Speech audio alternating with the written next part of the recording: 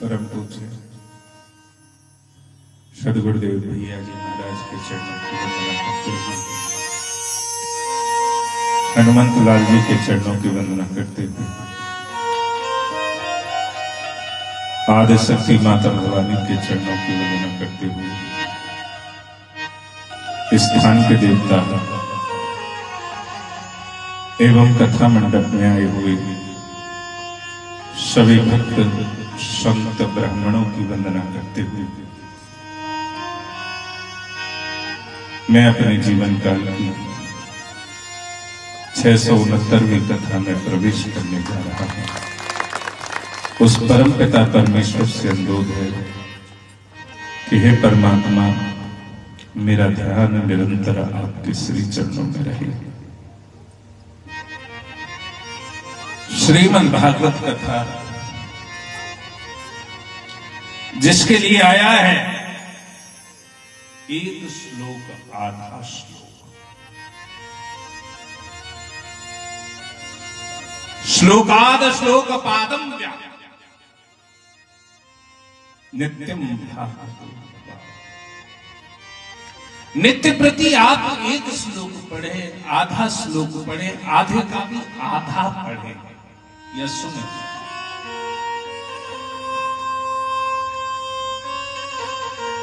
पठति श्रृणुयादि अस्तु गोसहस्र फलम्। 100 गाय दान करने के बराबर फल प्राप्त होगा।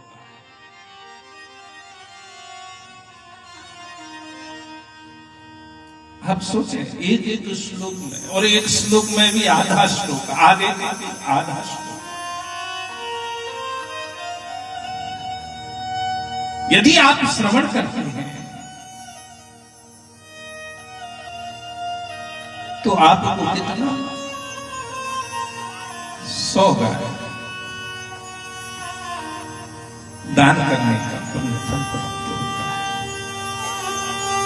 और आया है, भाग्योदयेन बहुजन समर्दिते सत्संगम च लभते पुरुषो यदा अज्ञान हेतु कृतमो मदंधकार नासं विद्याय हृदयो दयति।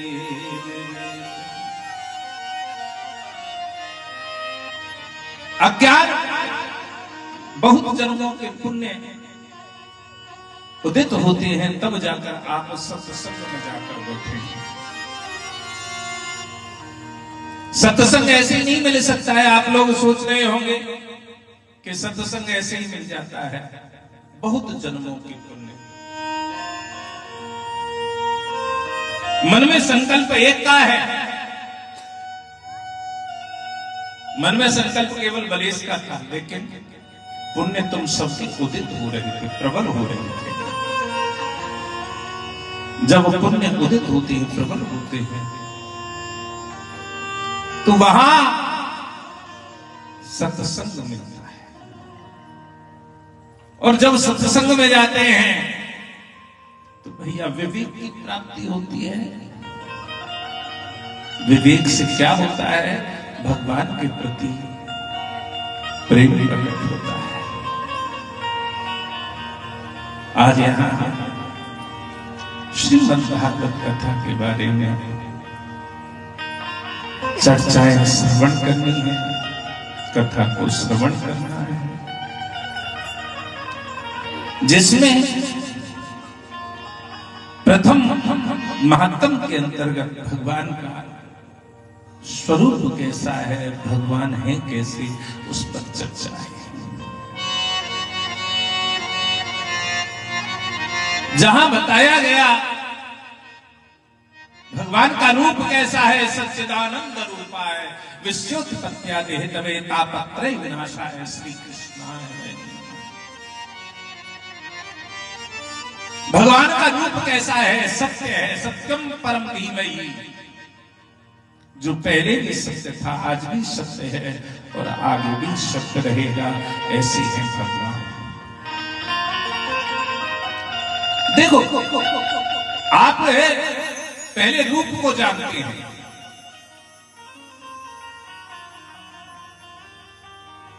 भगवान का नाम क्या है? सच्चिदानंद।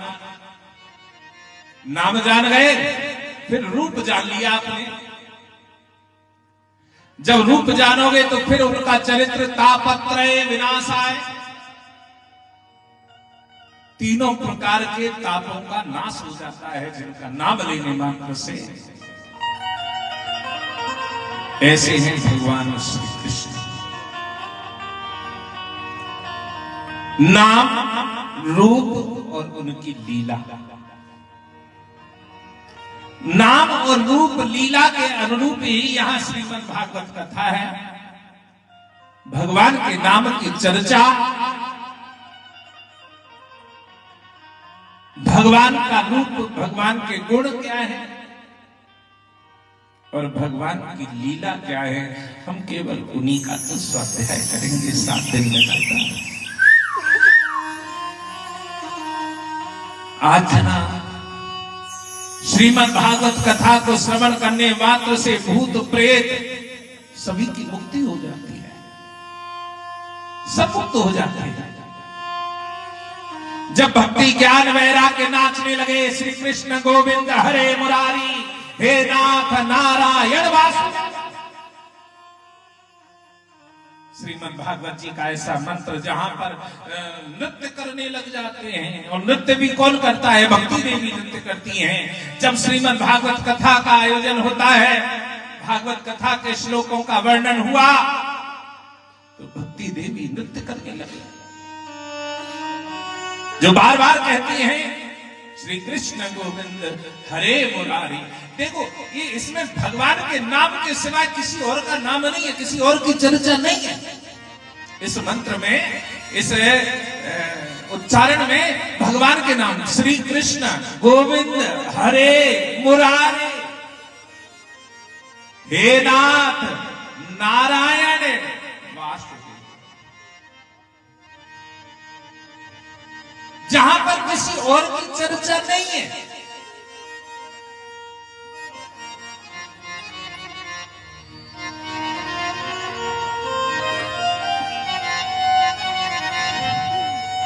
जहां पर किसी और की चर्चा नहीं है। भगवान सच्चिदानंद क्यों है, जो पहले भी सत्य था, आज भी सत्य है, आगे भी सत्य ही रहेगा।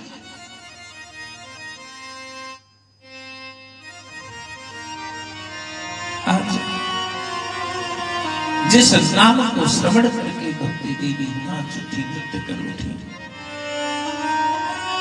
शौनकादि ऋषि सूची से प्रश्न करते हैं, महाराज भक्ति देवी का कल्याण करना तो सहज था, क्यों? क्योंकि भगवान का परिवार है, अपने परिवार वालों को लोग ज्यादा मान सम्मान देते हैं।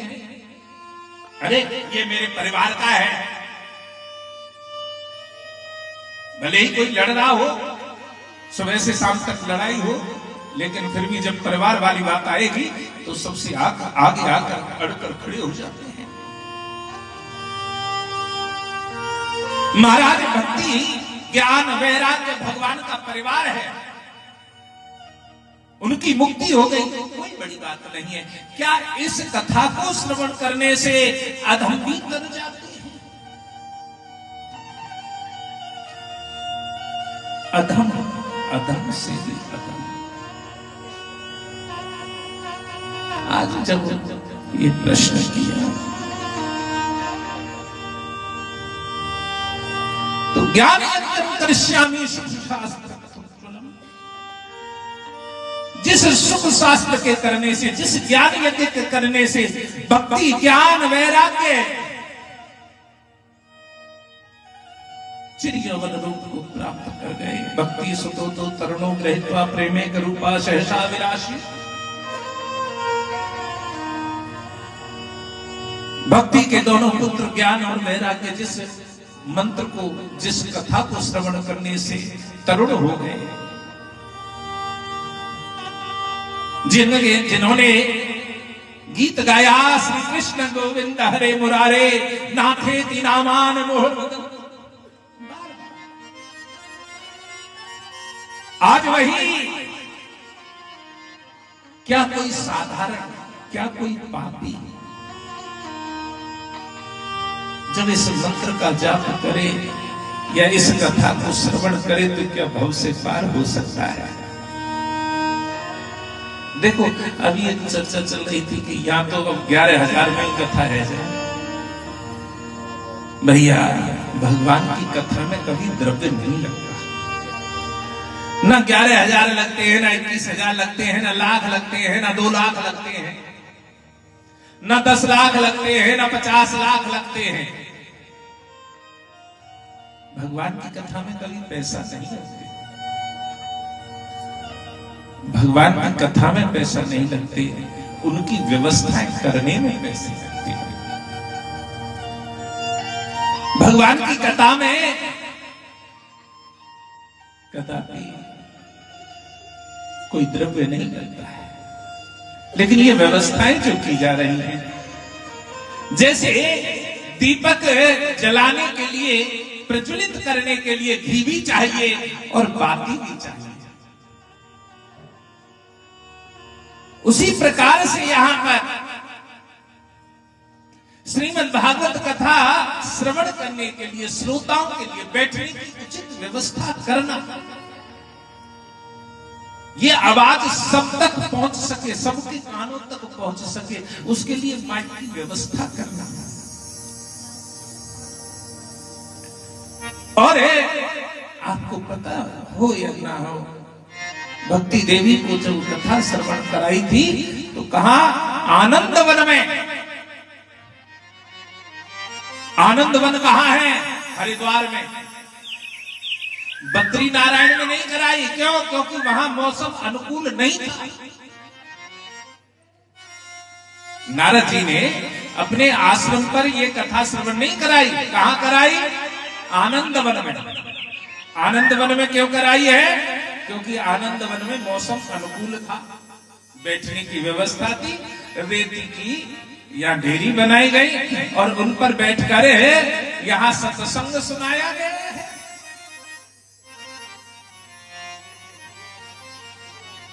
भैया गंगा द्वार समीपे तू तट आनंदना, हरिद्वार में आनंद तट पर जहां श्रीमद् भागवत कथा हुई। कारण क्या है? एकम भागवतम शास्त्र मुक्ति दानेन गर्जति, जो कहता है एक ही शास्त्र ऐसा है जो मुक्ति प्रदान करता है। क्यों करता है? क्योंकि इसमें केवल भगवान के नाम, रूप और लीला की ही चर्चा है, अन्य कोई चर्चा नहीं है।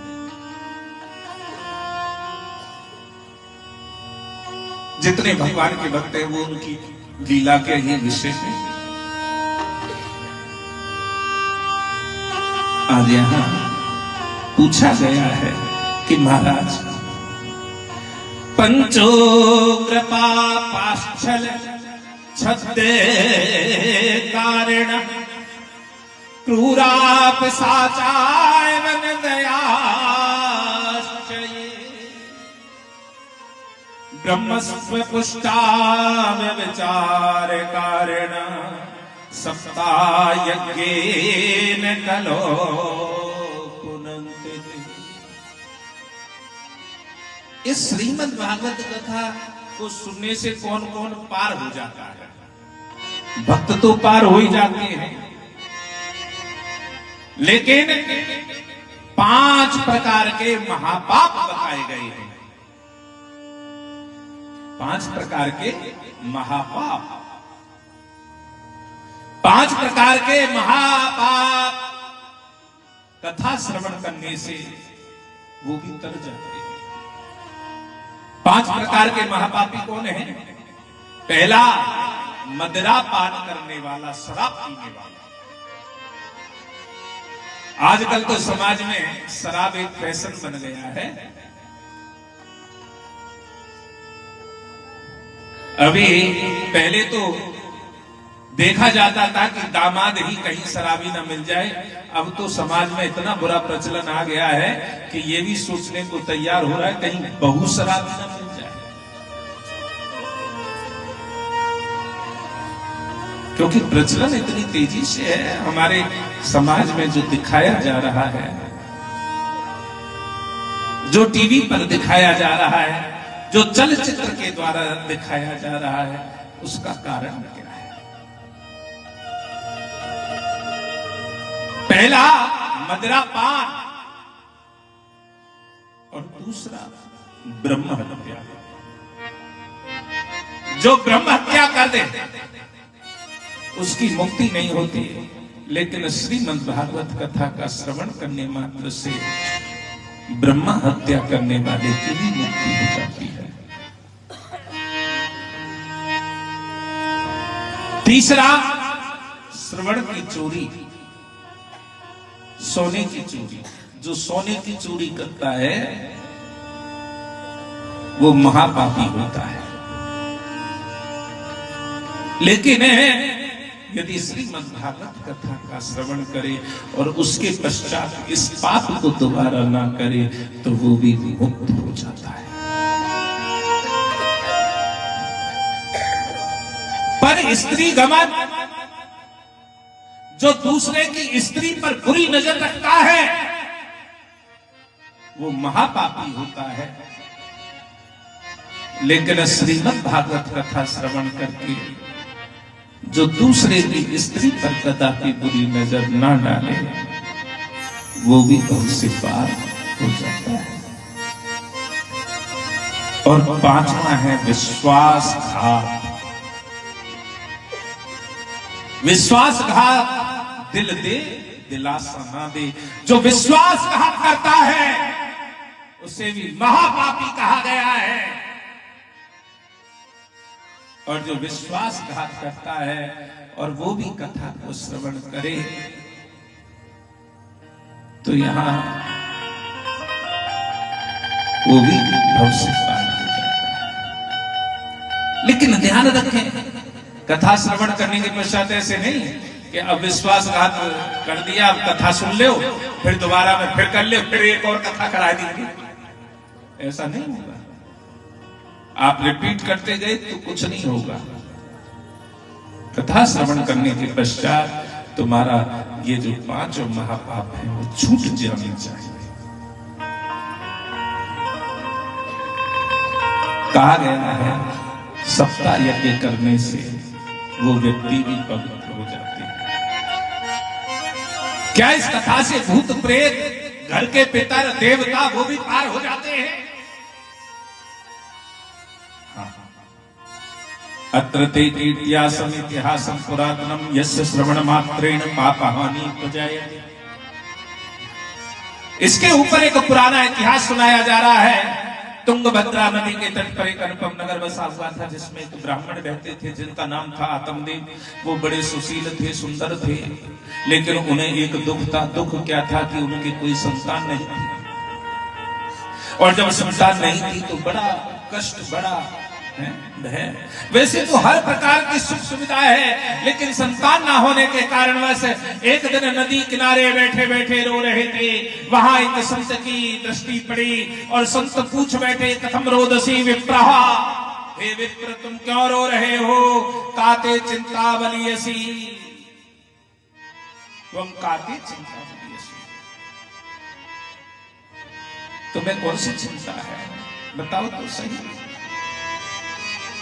तो विप्र ने कहा, किम विप्रीमीर्षे दुखम पूर्व पापेन संचिता। महाराज पुराने जन्मों का पाप है जो भोग रहा हूं। जो संतान नहीं होती तो वो भी तो पाप ही है। पुराने जन्म का कोई पाप है जिससे संतान नहीं हो रही है। और महाराज मेरे साथ तो एक सबसे बड़ी प्रॉब्लम है। प्रॉब्लम क्या है? पाल्यते यामयाधेनु सावंध्या सर्वथा भवेत्। जो मैं गाय लाता हूं वो भी बांझ हो जाती है। जो मैं फल बाजार से खरीद कर ले आऊं तो वो गल जाते हैं, सड़ जाते हैं। महाराज मेरे साथ एक और प्रॉब्लम है। क्या? जिस वृक्ष को लगाऊं वो वृक्ष लगता ही नहीं, सूख जाता है।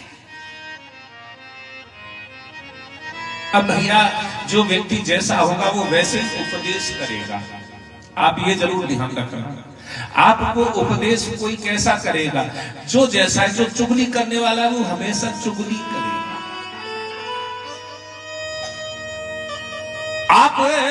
ध्यान रखना, जैसे कि आपने मूली की सब्जी खाई तो डकार कैसी आई? मूली की आई। आपने मेथी का पान किया तो फिर मेथी, डकार कैसी आती है? जैसा आप भोजन करते हैं। तो आप लोगों को यह ध्यान रखना पड़ेगा कि आपसे कोई कुछ बोल रहा है तो पहले आपको चिंतन करना पड़ेगा, क्या व्यक्ति ये जो बोल रहा है इसने वही खाया है क्या? कुछ लोगों की आदत है बिना निंदा किए रह नहीं सकते।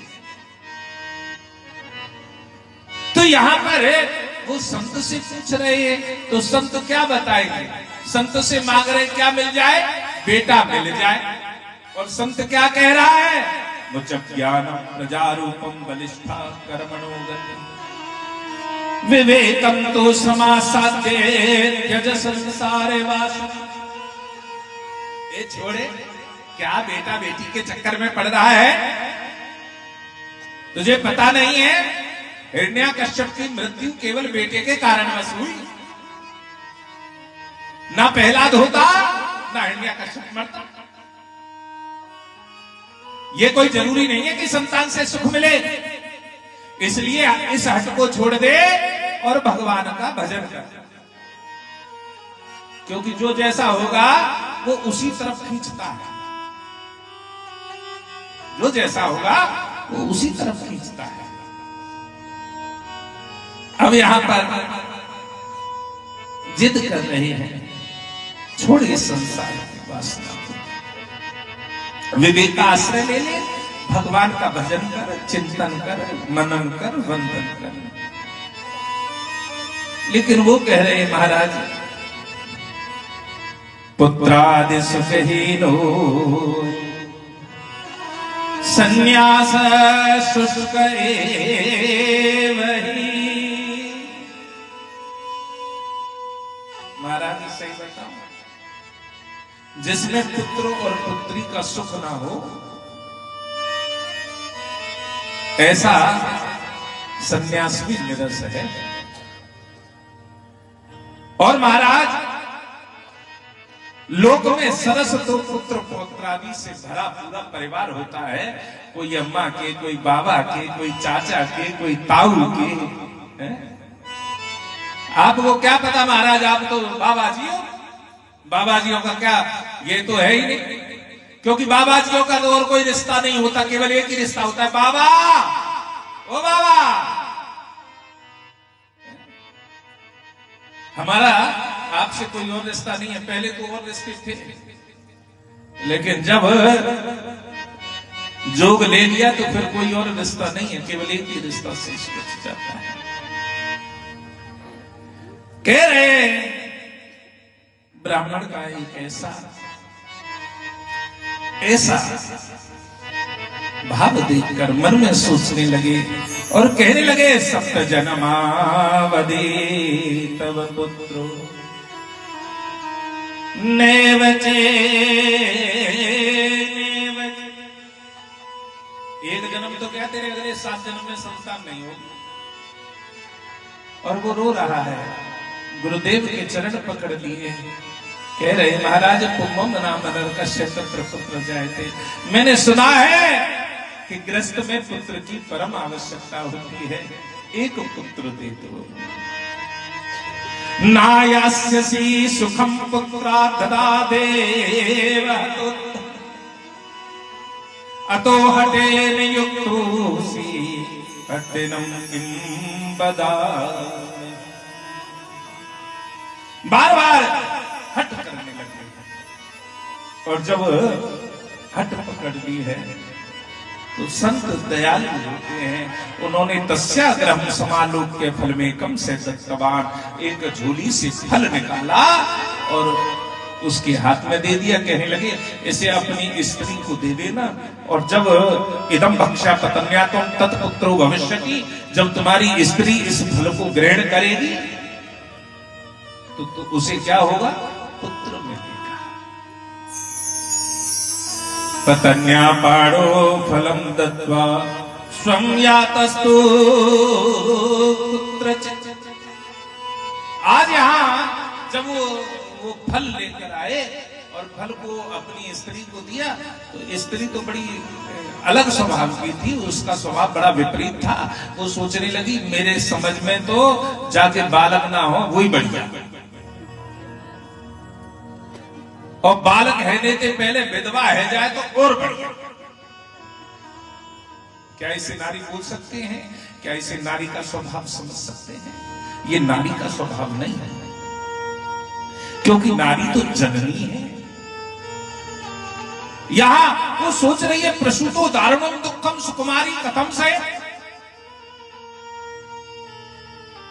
मैं इस दारुण दुख को कैसे सहन करूंगी।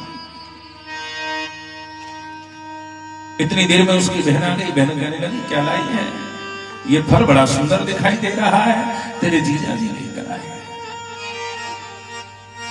कैसा फल है? कहां से आया है? संत ने दिया है। कह रहे थे जब तू इस फल को ग्रहण करेगी तो तुझे पुत्र रत्न की प्राप्ति होगी, तो तू खाती क्यों नहीं?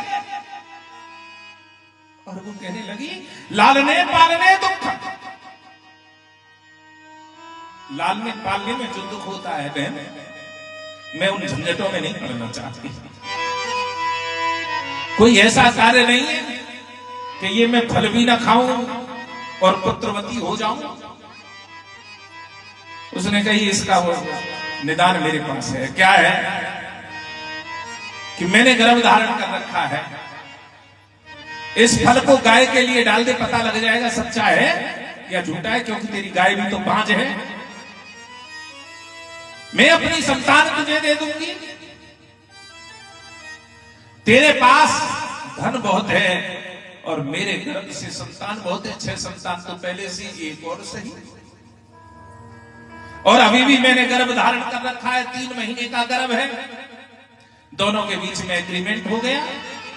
ऐसे ढोंग करने लगी जैसे उसने गर्भ धारण कर रखा है, लेकिन उस फल को जब गाय के लिए डाला तो गाय गर्भ धारण कर लेती है। अथ कालीन शानारे प्रसुता बालकम तदा आनीय जनको बालम वैसे धुगली लदु। समय अनुसार उसकी बहन के गर्भ से पुत्र पैदा हुआ और अपनी बुद्धि के अनुरूप उसने ऐसा संयोग बनाया कि ढोंग जो बनाए थे कि मेरे पुत्र पैदा हुआ है, युक्ति संगत पुत्र आया और बड़ी प्रसन्न हो रही है। यहां आत्मदेव को इस बारे में कोई जानकारी नहीं, लेकिन वो तो प्रसन्न हो रहे कि पुत्र पैदा हुआ है। त्रिमासे निर्गते चाथ साधेनो सुषवेर। 3 महीने पश्चात गाय ने भी एक बच्चे को जन्म दिया है, जो सर्वांग सुंदरम दिव्यम निर्मलम कनकप्रभम, जिसका शरीर सोने का सा है।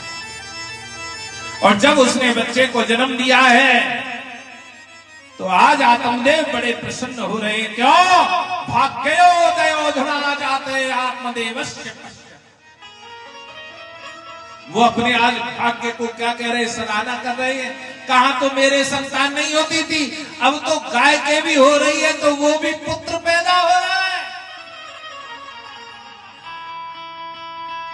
मनुष्य का सा बच्चा, लेकिन कान गाय के हैं। आत्मदेव की पत्नी का नाम था दुदली, जो दुदली के पुत्र हुआ उसका नाम दुंदकारी रखा गया, और जो गाय जैसे कान का बच्चा है उसका नाम गौकर्ण रखा गया।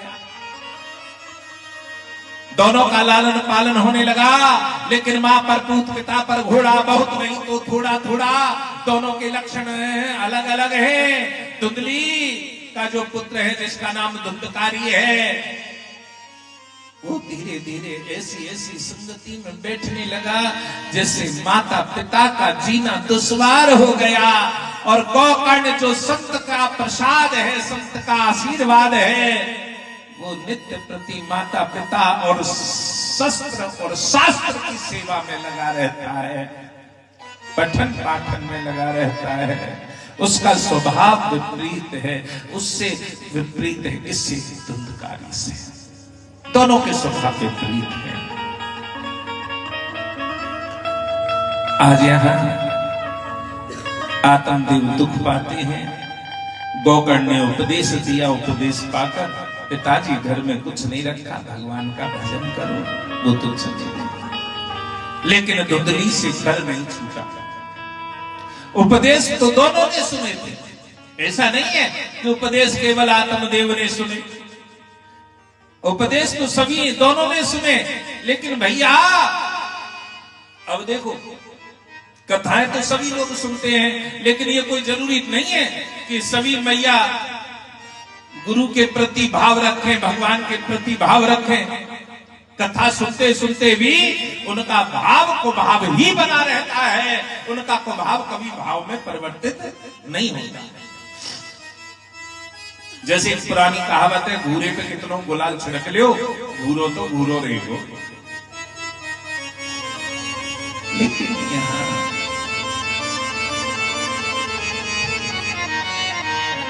गौकर्ण के पिताजी आत्मदेव गृहस्थ को छोड़कर चले गए।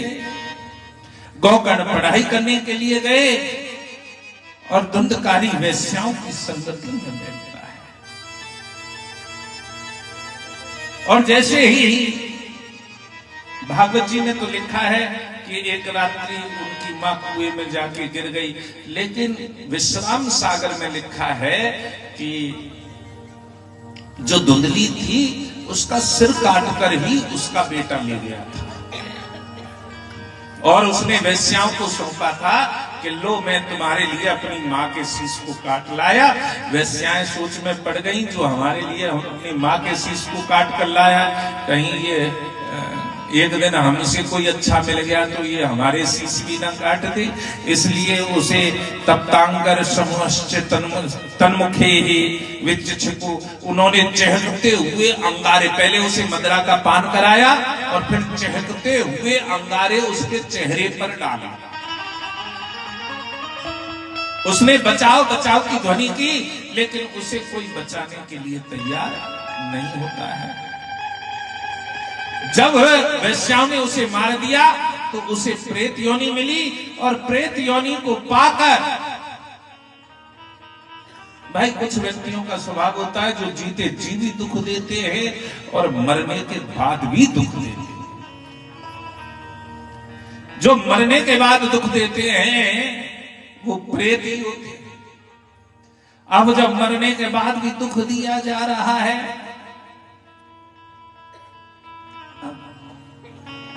गौकर्ण पढ़ाई पूरी करके आए, जैसे यहां पर घर में प्रवेश किया, वो प्रेत उन्हें दुखी करने लगा। प्रेत कौन है? वो धुंधकार। जब प्रेत दुखी करने लगा तो उन्होंने भागवत जी के श्लोकों को अभिमंत्रित करके जल छिड़का और पूछा कि तू कौन है? तो बताने लगा, अहम भ्राता तदीयस्मि धुंधकारी का नाम, मैं तुम्हारा भाई हूं और मेरा नाम क्या है? धुंधकारी। जैसे ही कहा मैं तुम्हारा भाई हूं और मेरा नाम है धुंधकारी, इतनी बात को सुनते ही अब तो वो कहने लगे हैं कि तूने ऐसा कौन सा कर्म किया जिसके कारणवश तुझे प्रेत की योनि मिली। जब उसने व्याख्या करी कि मैंने अपने माँ के शीश को काटा, धन को वेश्याओं के लिए दिया, मदरा का पान किया, तो आज जब इन बातों को सुना है तो गया श्राद्ध सतेना मुक्तिर्मेना भविष्यति। एक बार नहीं 100 बार गया मैं श्राद्ध किया, लेकिन फिर भी मुक्ति नहीं हुई। और जब सूर्य भगवान ने कहा श्रीमद् भगवतान मुक्ति सप्ताहम वाचनम कुरु, सप्ताह वाचन किया जाए तब इस प्रेत की मुक्ति होगी। तो यहाँ श्रीमद् भागवत कथा का आयोजन हुआ। धन्या भागवती वार्ता प्रेत पीना विनाश। भागवती वार्ता, और वो प्रेत कहां बैठ गया? एक हरे बांस की जड़ में बैठ गया। हरे बांस की जड़ में बैठा, 7 दिन तक निरंतर उसने कथा श्रवण की, और 7वें दिन उसके लिए स्वर्ग लोक से पालकी आई, और उस पालकी में बैठकर वो प्रेत चला गया। कहाँ गया? स्वर्ग गया। प्रेत योनि से छुटकारा मिल गया। आप ध्यान रखें, ये श्रीमद् भागवत कथा है क्या, जहां प्रेत योनि से भी मुक्ति मिल जाती है। अरे स्वर्ग लोक से आई रे पालकी, सब टिकटे कटावनिया। उस स्वर्ग लोक से आए रे पालकी, सब टिकटे कटावनिया। स्वर्ग लोक से आई रे पालकी, सब टिकटे कटावनिया। स्वर्ग लोक से आए रे पालकी, सब टिकटे कटावनिया। स्वर्ग लोक से आई रे पालकी, सब टिकटे कटावनिया।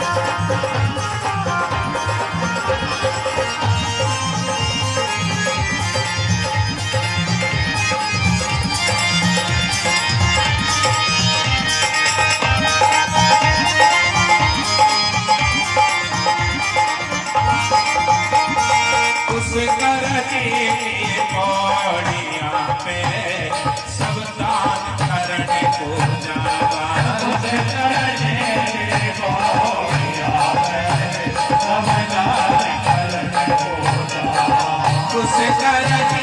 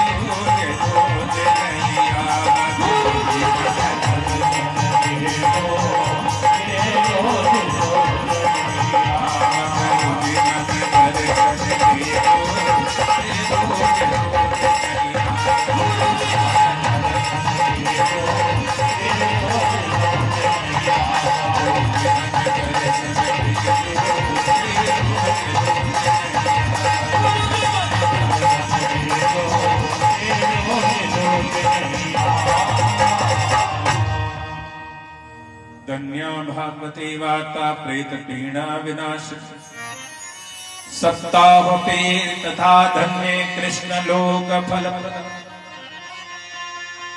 भैया यह प्रेत पीड़ा विनाशनी है। ये श्रीमद् भागवत कथा क्या है जिसमें प्रेतों की भी मुक्ति हो जाती है।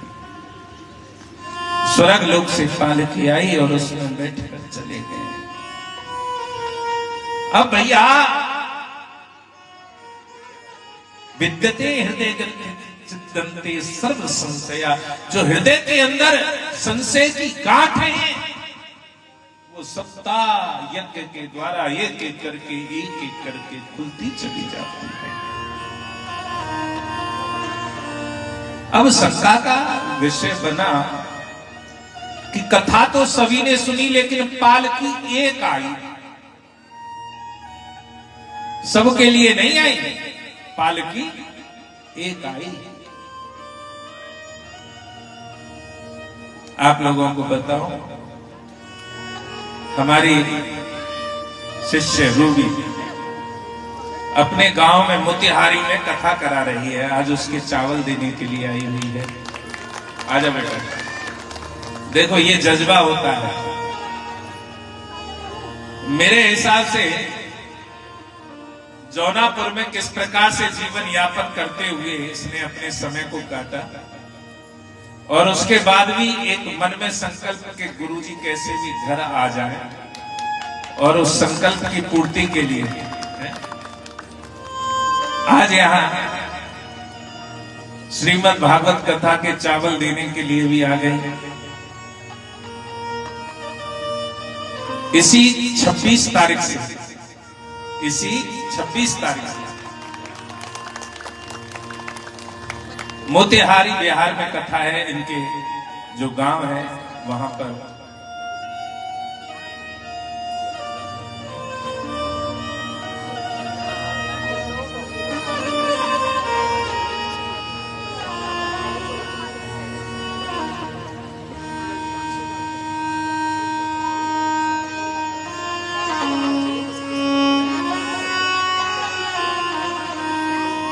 ओम नमस्तुरंताय सहस्रमूर्तये सहस्रपादाय चरोर्बाहवे सहस्रनाम्ने पुरुषाय शाश्वते सहस्रकोटि युगधारणे नमः। ओम गुरुर्ब्रह्मा गुरुर्विष्णु गुरुर्देवो महेश्वरः गुरुर्साक्षात् परं ब्रह्म तस्मै श्री गुरुवे नमः।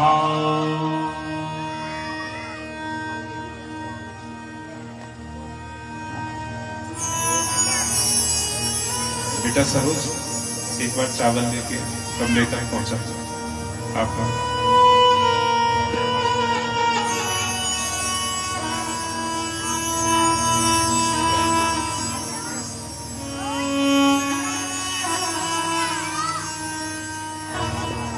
जय राधा माधव जय कुंज बिहारी, जय राधा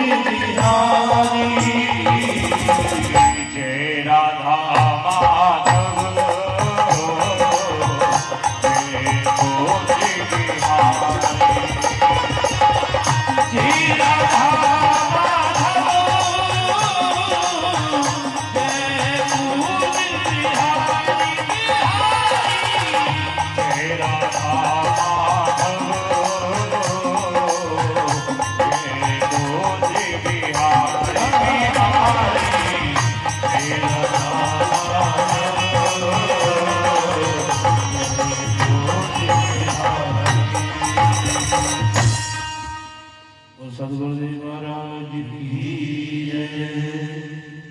मैंने बैठते ही बोला था, भागवत कथा धन से नहीं होती, श्रद्धा से होती है, विश्वास से होती है।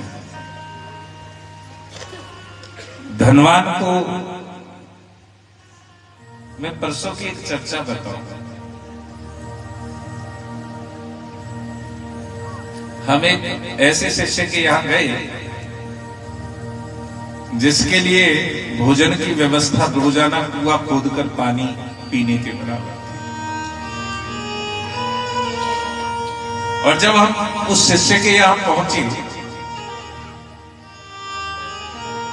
तो वो एकदम खिल गया, पागल हो गया।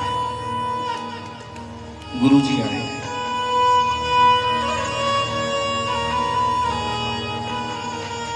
रोने लगा। मैंने खुद फोन किया कि मैं आ रहा हूं। तो पहली बात तो जब मैंने फोन किया कि मैं आ रहा हूं तो वो इतना प्रसन्न हो गया, इतना प्रसन्न हो गया कि मैं उसके बारे में व्याख्या नहीं कर सकता।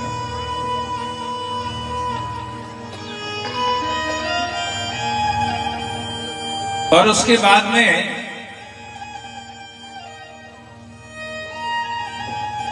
जब हम चलने लगे तो गुरु का मान सम्मान करना हर शिष्य का कर्तव्य है। और जो वो मान सम्मान करने लगा तो मैंने कहा, ये क्या कर रहा है, इतने पैसे क्यों दे रहा है? जहां पर हम बड़े परिवारों में जाएं तो सोचते हैं धन को देखने के लिए, और जब हम उसके घर गए मैंने कहा, इतने क्यों दे रहा है? कहने लगा, रख लो चुपचाप, इतने दिनों में तो आए हो। मेरे मन में बड़ी लालसा थी कि ऐसा कौन सा दिन होगा कि गुरुजी मुझसे कहें कि मैं तेरे घर आ रहा हूं। ऐसा कौन सा दिन होगा जब गुरुजी मुझसे कहे मैं तेरे घर आ रहा हूं।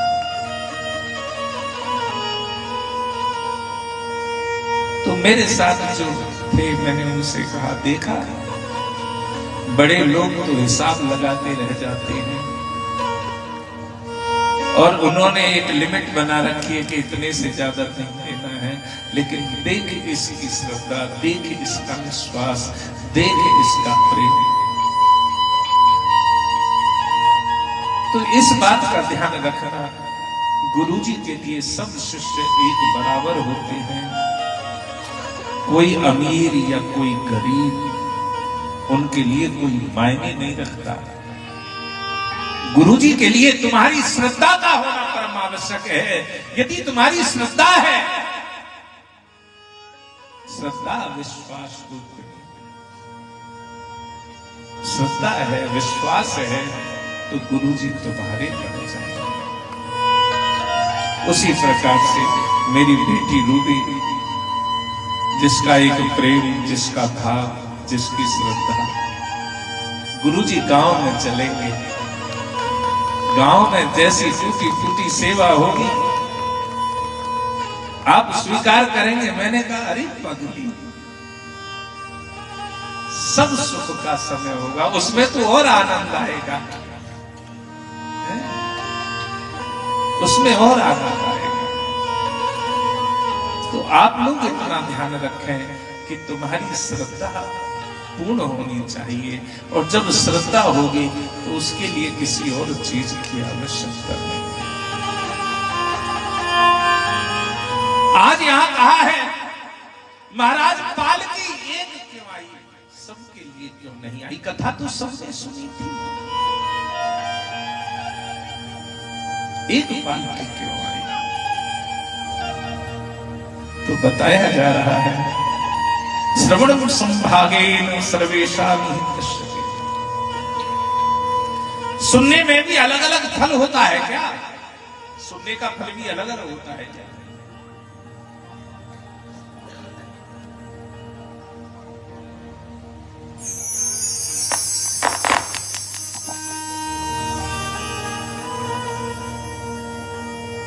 सुनने का भी फल अलग अलग होता है, फल भेद है तो जाते हैं।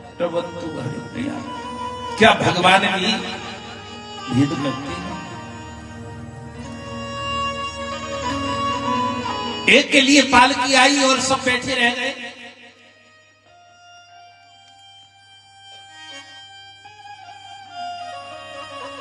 प्रेत ने 7 दिन तक निराहार रहकर कथा को श्रवण किया। निराहार,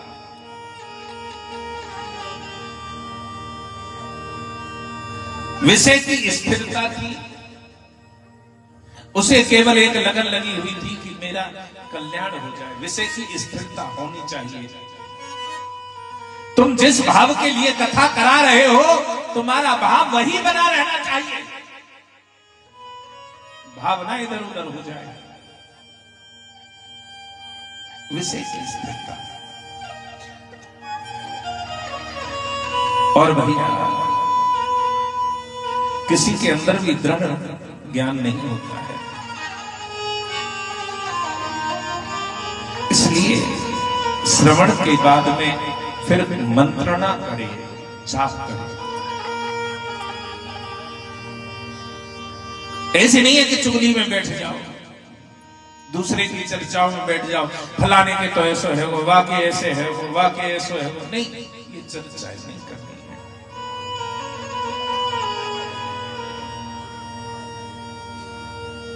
वैष्णव ही पात्र को कराया हुआ श्राद्ध का भोजन, अशुत्रिय को दिया हुआ दान एवं आचारहीन कुल, इन सब का नाश हो जाता है। तो मुक्ति किसकी होती है?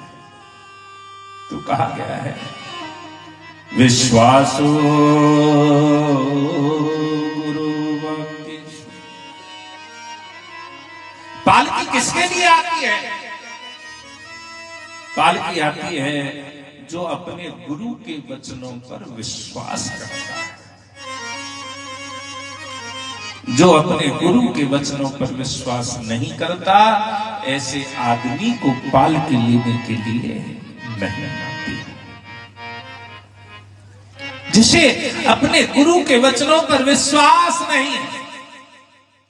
रात सत्संग सा हो रहा था, थोड़ी देर चर्चा चल रही थी, तो वहां क्या आया, मैंने एक प्रसंग सुनाया था, उस प्रसंग को दोबारा से सुना देता हूं। कुछ माताएं हमारी शिष्य बैठी हुई थी, उन्होंने प्रसंग सुना था कि एक महिला किसी गुरुजी का नाम सुने बैठी थी कि वो गुरुजी बहुत अच्छे हैं और उनकी शरण में जाए तो सब काम बन जाते हैं।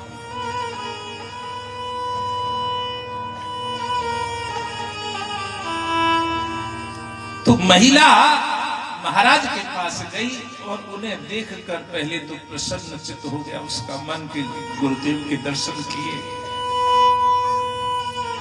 और कहने लगी, महाराज मैंने सुना है आप सबके काम बना देते हो, आपकी शरण में जो आए, जो इच्छा लेकर आए, आप उसकी इच्छा की पूर्ति कर देते हो। महाराज कहने लगे, मुझे तो नहीं पता, ये तो भगवान जानते होंगे।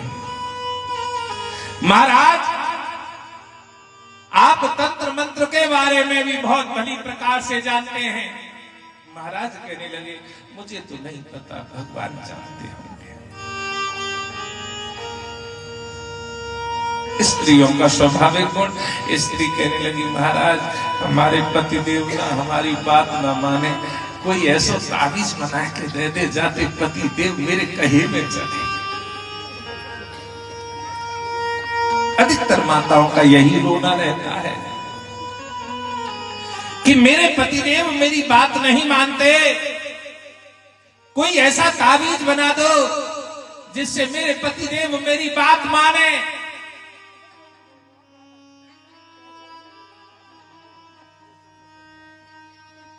गुरुजी कहने लगे, ताबीज तो बना दूंगा लेकिन बड़ा कठिन है, तू कर नहीं पाएगी। कि महाराज आप बता दो, जो कहोगे सो कर दूंगा, जो भी धन खर्च होगा, जो भी यत्न करना पड़ेगा मैं पूरी कोशिश करूंगी महाराज। तो गुरुजी ने कहा कर देगी? हाँ महाराज। कि शेर की मूंछ का बाल लिया तब ताबीज बनाऊंगा। क्या लाना है? शेर की मूंछ का बाल। अब अधिकतर शिष्य क्या करते हैं, किंतु परंतु लगाएंगे। जैसे यहां माताएं भी सोच रही होंगी कि शेर को बाल लावेगी, कैसे लावेगी, पहली मर जावेगी। लेकिन उसने केवल यही कहा, अच्छा मुझे गुरु की कोई भी वाणी पर शंका ना करना, यही शिष्य का पहला कर्तव्य है। उसने ये नहीं कहा कैसे आएगा, कहां से आएगा, महाराज शेर तो वो ये खा जावेगो, मेरी कौन सी दोस्ती है बातें। हम क्या करते हैं, हम पहले ना कोई एक्सक्यूज देंगे गुरु जी को। कैसे होगा, कहां से होगा, कैसे कर पाएंगे महाराज, ये तो हो ही नहीं सकता है। हम बहुत सारे एक्सक्यूज दे देंगे और फिर उसके बाद में कहेंगे हम तो गए, कोई फायदा ना करो। हम भी गए लेकिन हमें तो कुछ फायदा ना पड़ा। कारण क्योंकि हम गुरु की आज्ञा नहीं मानते हैं, हम उसकी अवहेलना करते हैं। आप लोगों के भी मन में ये शंका होगी कि वो तो गुरुजी टालने वाली बात कर रहे होंगे। गुरुजी ने कहा शेर की मूंछ का बाल लिया।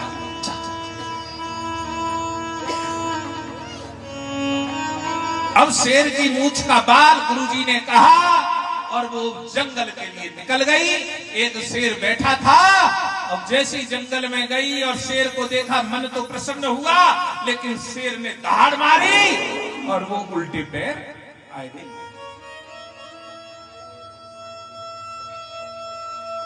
गुरुजी से आकर ये नहीं कहा, गुरुजी शेर तो दहाड़ है, डर लगे। केवल उससे विश्वास है, गुरुदेव ने कहा है वही काम करना है। अगले दिन फिर गई, शेर ने फिर दहाड़ मारी, लेकिन उस दिन उसका कलेजा उतना नहीं कांपा जितना कल कांपा था। फिर लौट कर आई, दिन में 2 बार यत्न किया, अगले दिन 3 बार यत्न किया। अब तो भैया शेर के धीरे धीरे धीरे धीरे नजदीक जाने लगी और एक दिन सोचने लगी क्यों ना इसके भोजन की सामग्री ले जाऊं। तो उसके जो खाने की व्यवस्था, जो वो खाता है वही ले गई। अब तो शेर को धीरे धीरे धीरे धीरे उसकी आदत पड़ने लग गई। अब तो वो रोजाना शेर से मिलने जाती है, दिन में 2 बार जाती है, उसके भोजन की व्यवस्था। अब तो शेर कहीं नहीं रहता, क्योंकि सबसे आलसी जीव कोई और नहीं है, शेर है। अब वहां पर भैया शेर को भोजन मिल जाता है, मस्त रहता है। मैया को भी आदत पड़ गई शेर की, शेर को पड़ गई मैया की। अब तो मैया जब जावे तो वह चाटवे लग गो, और जब चाटवे लग गए तो उसका तो जो हेतु था, जो गुरुदेव ने कहा था, वह झट से नीना एक मोच को बाल उखाड़ दिया। गुरुजी के पास ले आई, बड़ी प्रसन्नता से गुरुजी ले आई। आपने कही ना समय तो लगो, लेकिन मैं ले आई। यत्न तो है। गुरुजी ने कहा अच्छा शेर का बाल ले आए? हाँ। अच्छा लाओ। गुरुजी ने वो बाल उठाए और दिन रात वो हवन करते रहते थे, उसमें डाल दिया। अब वो कहने लगी गुरुजी आपने कहा था शेर का बाल लाएगी तब ताबीज बनाऊंगा, ये तो ताबीज बनाने के लिए बाल आया था, आपने तो इसे अग्नि में डाल दिया। तो गुरुदेव कहने लगे री बेटी, जब तू ऐसे खूंखार शेर को आधीन करके उसकी मूंछ का बाल ले आई, जो जानवर है, तो वो तो तेरा आदमी है, क्या तू उसे काबू में नहीं कर पाएगी? इतने खूंखार जानवर को केवल गुरु जी के कहने पर गुरु जी तावीज बना देंगे, और इतने खूंखार जानवर को तूने काबू में कर लिया। इसके दो पहलू हैं। पहला, गुरुदेव के प्रति आस्था।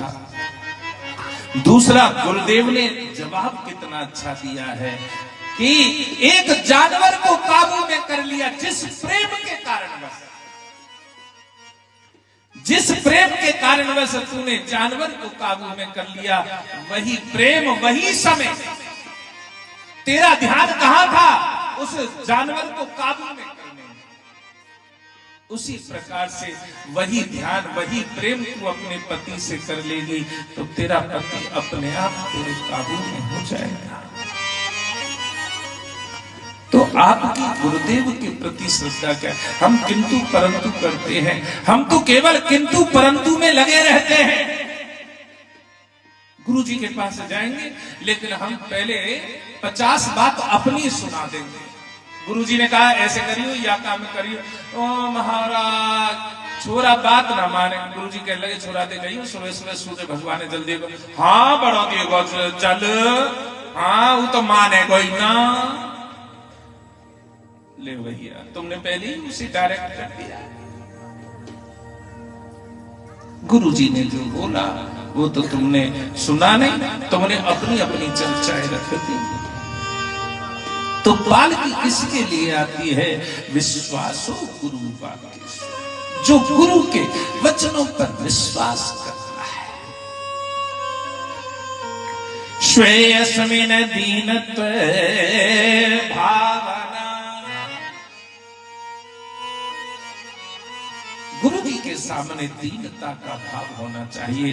गुरु जी के सामने अपने धन का, वैभव का, अपनी संपत्ति का, अपनी संपत्ति का ये नहीं दिखाना है गुरु जी को कि तुम्हारी संपत्ति कितनी है, इससे गुरु जी रीझ जाएंगे। नहीं, तुम्हारे वैभव से गुरु जी रीझ जाएंगे। नहीं, यदि गुरु जी होगा तो वो कदापि रीझेगा ही नहीं। गुरुदेव तो केवल तुम्हारे प्रेम से रीझ सकते हैं, तुम्हारे भावों से रीझ सकते हैं, तुम्हारे धन को देखकर, तुम्हारे वैभव को देखकर, तुम्हारी संपदा को देखकर। यदि गुरु जी रीझ जाए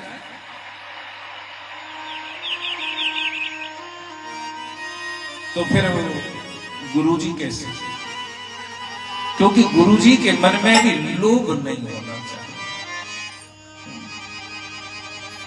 श्रेयस्मिन दीनत्व भावना, तुम्हारे अंदर दीनता का भाव होना चाहिए। गुरु जी के सामने तुम अपनी मैंने ये करो, मैंने ये करो, मैंने ये करो, मैंने ये करो, मैंने ये करो, तुम तो केवल मैंने मैंने मैंने, तुम इसी भाव में लगे रहते हो, तुम्हारे अंदर दीनता का भाव नहीं रहता है। गुरु जी के सामने केवल दीनता का भाव रखें। मनो दोषस्ये कथयाम निश्चलामति।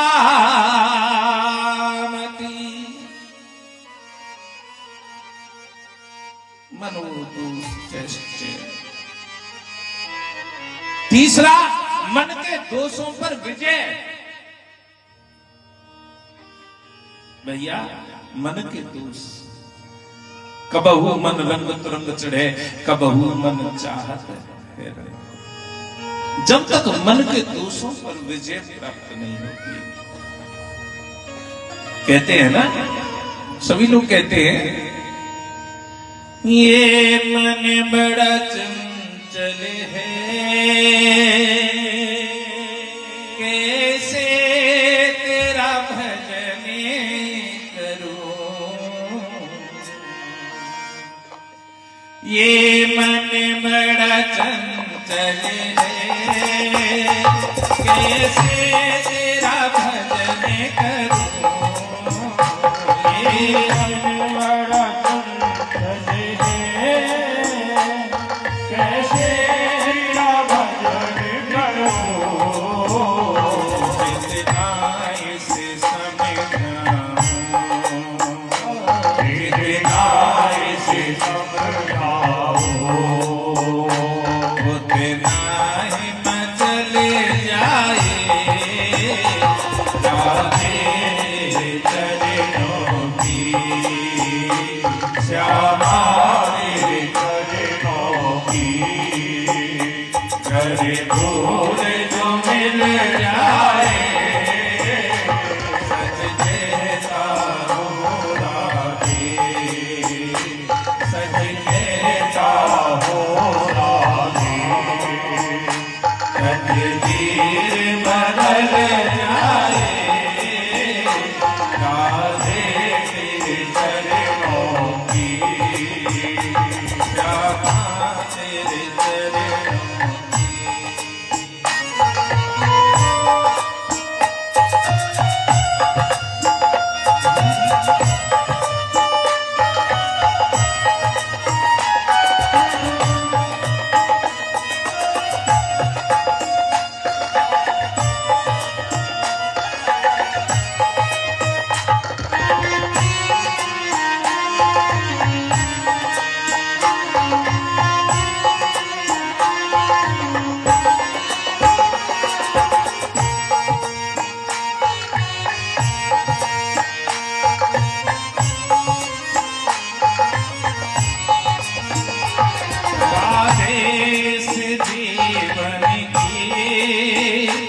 बस एक तमन्ना है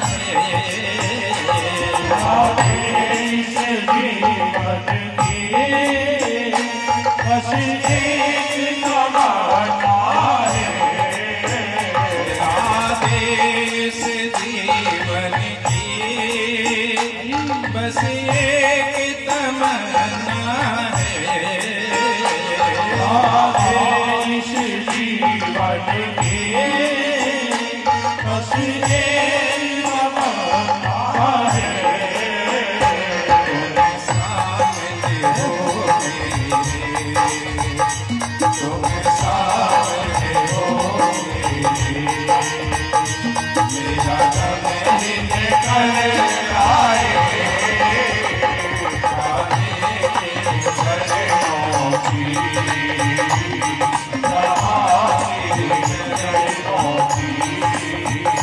करे भूल जो मिल जाए राधे तेरे चरणों की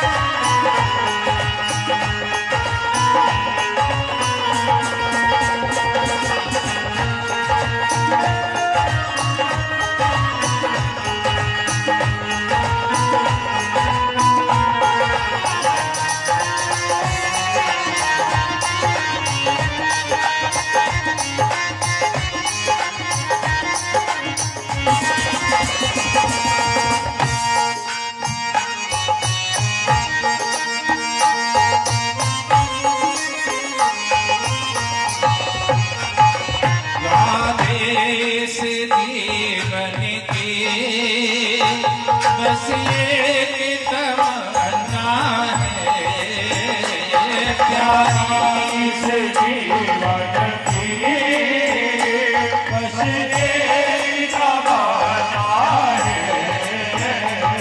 आदेश जीवन की बस एक तमन्ना है प्यारी से जीवन की, बस एक तमन्ना है।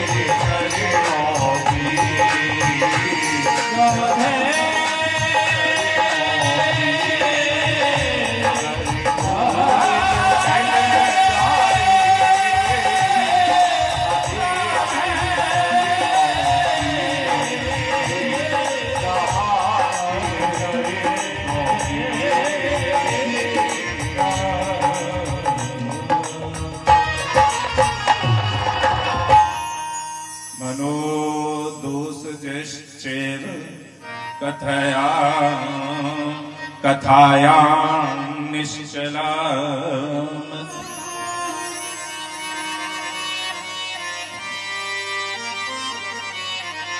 और कथा में निश्चल मति होनी चाहिए। तेरी मति इधर उधर ना जाए, कथा में ही रहे। कथा में आए हो तो केवल कथा में, व्यथा में ना जाओ। इस बात का ध्यान अवश्य रखना है। कथा में आए हो तो केवल कथा में, व्यथा में नहीं। बहुत सी माताएं बहनें क्या करेंगी, कथा में तो आ जाएंगी, लेकिन कथा में आने के बाद अरे पता फलाने के विषय है, तो वहां वो चर्चा का विषय नहीं। तेरी मति और तेरी गति केवल जब मति एक होगी तो गति भी अवश्य होगी, और मति नहीं होगी तो फिर गति कहां से होगी। भैया यदि आप ये चारों चीजों पर ध्यान देंगे तो भागवत कथा का फल तुम्हें प्राप्त होगा। और यदि इन चारों चीजों पर ध्यान नहीं दिया तो मुक्ति नहीं मिलेगी। गोकर्णेन से गोपालो गोलोकम गोपवल्लभ कथा श्रवणता प्रीतो निरयो भक्तवत्सला। भैया 6 महीने पश्चात दोबारा से भागवत कथा का आयोजन किया, क्योंकि यदि एक बार कथा कराई जाए और 1 वर्ष के अंदर दोबारा से कथा कराई जाए तो उसका पूर्ण फल प्राप्त होता है। जैसे धौली बल्लो को उकसाए, लेकिन बल्लो की कथा तो हो गई, क्योंकि इसने तुरंत की तुरंत द्वारकापुरी की कथा में भी उतना ही सहयोग दिया। नहीं, गांव में ही चाहिए। अब बल्लो देख ले, धौली फिर कह रही गांव में ही चाहिए। लेकिन भगवान की कृपा है, जो भावों में स्वयं इलझी रहती है, भावों में एक तो ग्रस्त में इलझे रहते हैं और एक भाव में इलझे रहते हैं। और मेरी बेटी बल्लो ऐसी है जो भावों में इलझी रहती है। उसके लिए किसी चीज की कोई कमी नहीं है। जब उसका भाव प्रबल होगा तो वो कार्य भी हो जाएगा। 1 वर्ष के अंदर दोबारा से श्रीमद् भागवत कथा का आयोजन किया जाए तो पूर्ण फल प्राप्त होता है। आज यहाँ 6 महीने पश्चात ही गोकर्ण ने दोबारा से कथा का आयोजन किया, जिसमें वक्ता और श्रोता सभी ने संकल्प धारण किया, कथा श्रवणा प्रीतो निरयो भक्तवत्सला। कथा श्रवण करते करते सभी जने गोलोक चले गए। कैसे चले गए?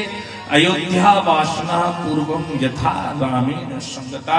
जिस प्रकार से प्रभु राम के जाते समय कीट पतंग उनकी भी मुक्ति हो गई, उसी प्रकार से जब गोकर्ण ने दोबारा से कथा श्रवण कराई और की,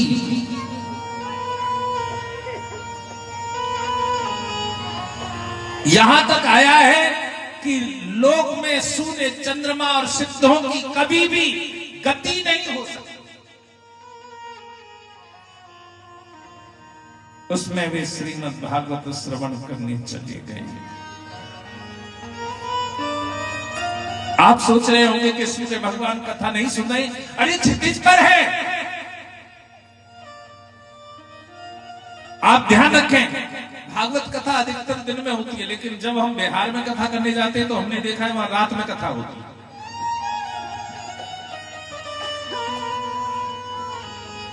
हमारी जितनी भी कथाएं बिहार के अंतर्गत हुई, उधर वहां रात में कथा होती है। रात में ही सब आते हैं, दिन में कोई कथा सुनने नहीं आता। यदि दिन में कथा रख दी जाए तो वहां पांडाल में कोई आता ही नहीं।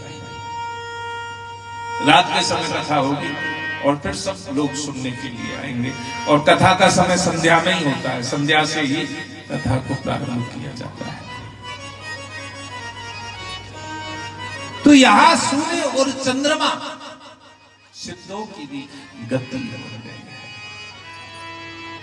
सप्ताह यज्ञ के द्वारा कथा श्रवण करने से जैसा उज्जवल फल संचित होता है, उसके विषय में हम आपसे कह रहे हैं। कर्णपुत्र से गोकर्ण जी की कथा के एक अक्षर का भी पान किया था, फिर वो माता के गर्भ में नहीं आई, यानी माता के गर्भ में नहीं आता। जो श्रीमद् भागवत कथा का श्रवण करता है वो दोबारा से जन्म नहीं लेता। जो उन चारों बातों की पुष्टि करता है वो दोबारा से जन्म नहीं लेता। आप लोग केवल श्रीमद् भागवत कथा का चिंतन करें, भगवान की चर्चा का चिंतन।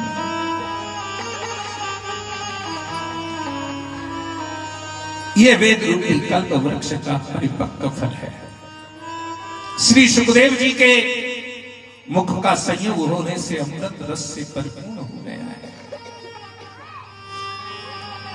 निगम कल्पतरोर गलितम सुख मुखाद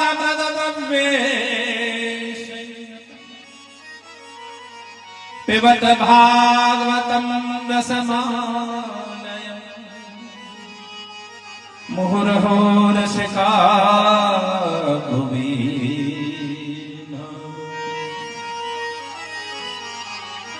भैया ये रस केवल रस है, इसमें ना गुठली है न छिलका है।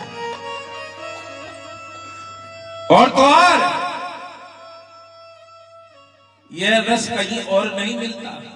कहां नहीं मिलता है? स्वर्गे सत्ते च कैलासे वैकुंठी नास्त्यस्यं रस। ना ये वैकुंठ में मिलता है, ना सत्यलोक में मिलता है, ना कैलाश में मिलता है। तो कहां मिलता है? ये केवल गुरुजनों के द्वारा उनकी वाणी से मिलता है। भागवत कथा का रस कहां मिलता है? गुरुजनों के द्वारा, उनकी वाणी के द्वारा प्राप्त होता है। मीरा जी कहती हैं, मीरा जी ने कहा है ना, हम तो चले सत्संग में गाण भीतर, मेलों में दिल ना लगे।